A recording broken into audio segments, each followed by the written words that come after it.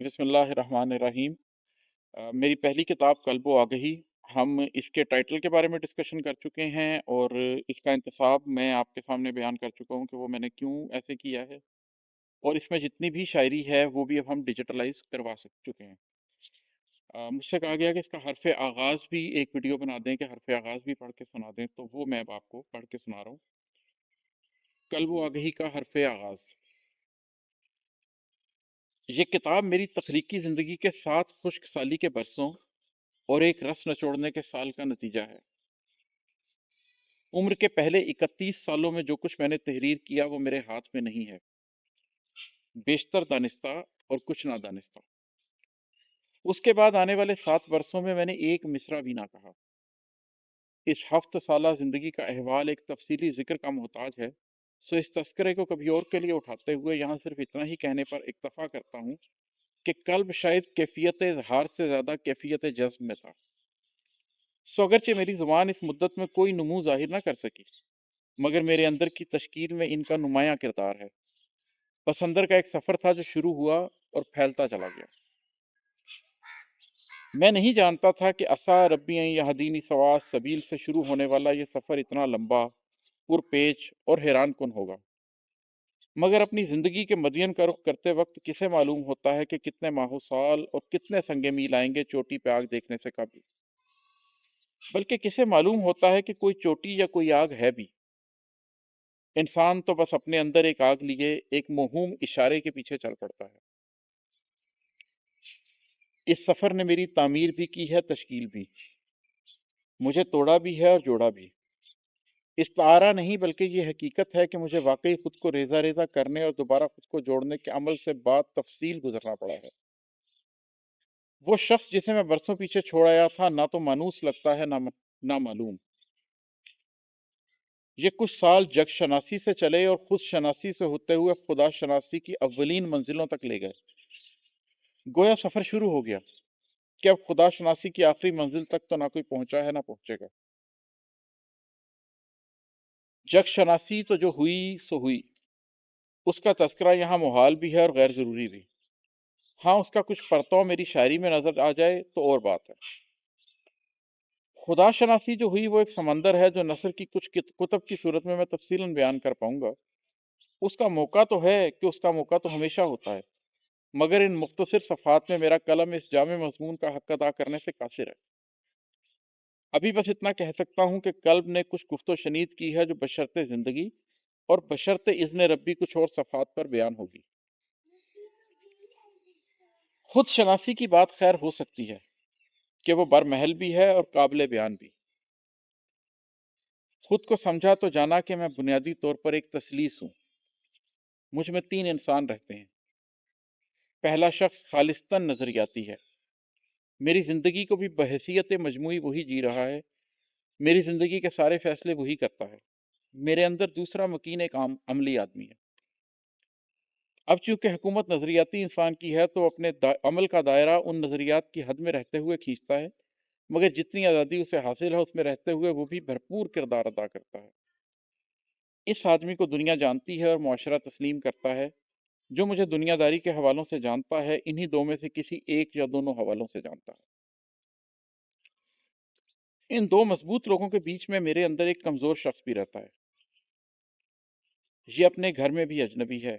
یہ شخص شاعر ہے، خواب دیکھتا ہے، ہنستا اور روتا ہے، مگر یہ تنہائی پسند ہے اور اسے خاموش رہنا اچھا لگتا ہے۔ اس نے خاموشی سے میرے اندر کے باقی دونوں انسانوں کو ایک زندگی کی تشکیل کرتے دیکھا ہے۔ یہ کتاب اسی خاموش شخص نے لکھی ہے، تبھی اس کتاب میں نہ میرے نظریات نظر آئیں گے نہ میرا عملی ہونا۔ اگر نظر آئیں گے تو وہ جذبے جو ایک مضبوط زندگی کی تشکیل کے نتیجے میں ایک کمزور انسان کے مقدر میں آتے ہیں، یا یوں کہیے کہ یہ ایک بامقصد زندگی گزارنے کے عمل کے دوران اندر کے انسان پر گزرنے والے حوادث کا بیان ہے۔ اس کتاب میں آپ کو کسی شاعر یا ادیب کا تحریر کردہ دیباچہ یا مقدمہ نظر نہیں آئے گا۔ اس کی وجہ بھی میں خود ہوں۔ میں محض کتاب کی تشہیر کی خاطر کسی ادیب سے کچھ الفاظ تحریر کروا کر زیب کرتاس کرنے کو مناسب نہیں سمجھتا تھا۔ میرے لیے یہ ضروری تھا کہ کوئی ایسا شخص مقدمہ لکھتا جو اگر کتاب اور صاحب کتاب کی زندگی کے منظر اور پس منظر کا حصہ نہیں تو کم از کم اس سے کچھ نسبت ضرور رکھتا ہوتا۔ میں اپنی زندگی کے تینوں بنیادی رخوں، تخلیقی، عملی اور نظریاتی، میں ایسا کوئی شخص نہیں پاتا۔ ان تینوں ہی پہلوؤں میں نہ میرا کوئی استاد رہا ہے اور نہ ہی کوئی ہم سفر۔ ہاں، گاہے بگاہے کچھ راہزنوں سے ضرور واسطہ پڑتا رہا ہے۔ ان تینوں پہلوؤں کی تشکیل تنہائی میں ہوئی ہے۔ انہوں نے بن باس گمنامی میں کاٹے ہیں، اور اب جس سنگ میل پر میں پہنچا ہوں محض اذن ربی سے پہنچا ہوں۔ جیسا کہ میں نے عرض کیا تھا کہ میں نے خشک سالی کے ان برسوں سے قبل کہی جانے والی تمام شاعری سالہ سال پہلے ہی تلف کر دی تھی، اور زندگی کے ان سالوں کی شاعری نہ تو اس کتاب میں ہے اور نہ ہی میرے پاس محفوظ ہے، ماں سوائے اس ایک قطعے کے جو تقریباً 20 برس پرانا ہے۔ یہ مجھے یاد تھا اور شاید اسی لیے یاد رہ گیا تھا کہ اقتباس کا حصہ بن جائے۔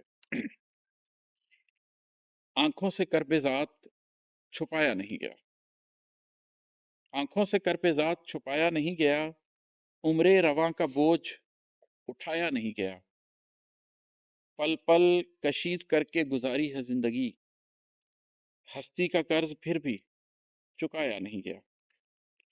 والسلام اماد احمد، 22 شوال 1441 ہجری بمطابق 14 جون 2020۔ اس کتاب کے اندر، کیونکہ اس کتاب کے 2 ایڈیشن چھپ چکے ہیں، تو ایک پری فیس کے بعد عرض مقرر بھی ہے جو میں نے دوسرے ایڈیشن سے پہلے لکھی ہے۔ اب میں آپ کو وہ سنائی دیتا ہوں۔ یہ ہے کہ قلب و آگہی کی اشاعت دوئم حاضر خدمت ہے۔ اب سے محض 3 ماہ قبل کتاب کی رونمائی کے وقت میرے گمان میں بھی نہیں تھا کہ اتنی کم مدت میں 1000 کتب اپنے قارئین تک رسائی حاصل کر لیں گی۔ میرے لیے یہ امر باعث مسرت بھی ہے اور موجب تشکر بھی۔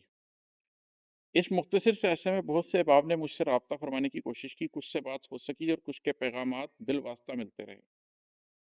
مجھے خوشی ہے کہ قارئین کی ایک بہت بڑی تعداد نے وہ سوالات اٹھائے جو میرا مطمع نظر تھے۔